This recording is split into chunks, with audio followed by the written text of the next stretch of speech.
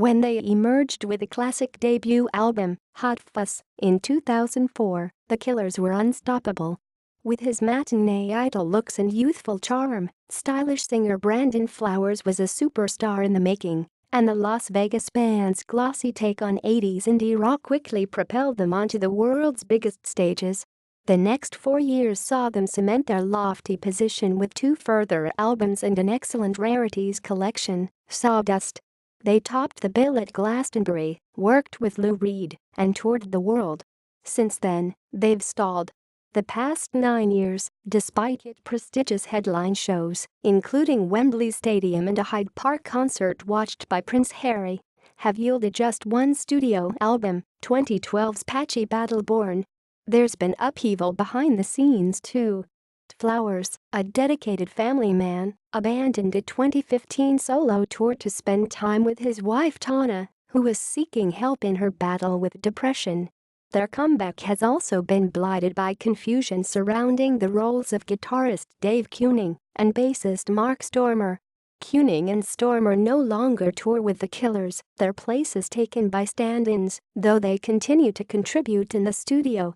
They don't enjoy being away from home, so we've made time for them, says Flowers. There's no handbook for being in a band, so we navigate it as best as we can.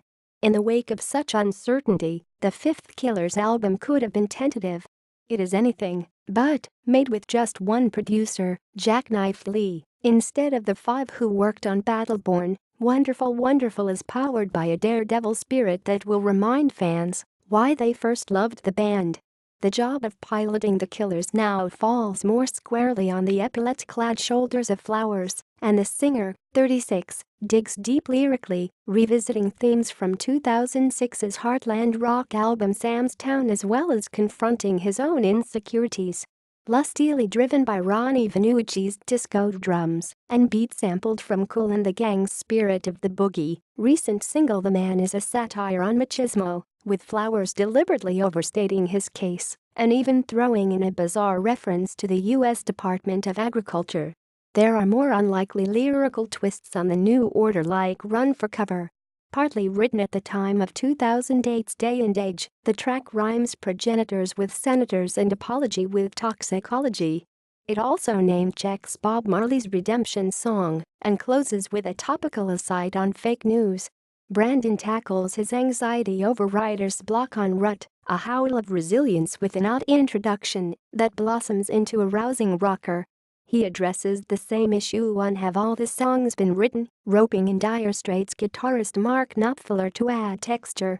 He also voices support for his wife on the title track in Some Kind of Love, a touching number based on the melody of Brian Eno's 1989 track, and ending, Ascent, which underlines the threat of family solidarity by adding backing vocals from the couple's sons, aged 6, 7, and 9. It's a song for their mum, they learned their lines on the school run, says Brandon. It caps a welcome return that strips away some of the razzle-dazzle once associated with the Killers, but still packs a mighty emotional punch. And Wonderful is out today.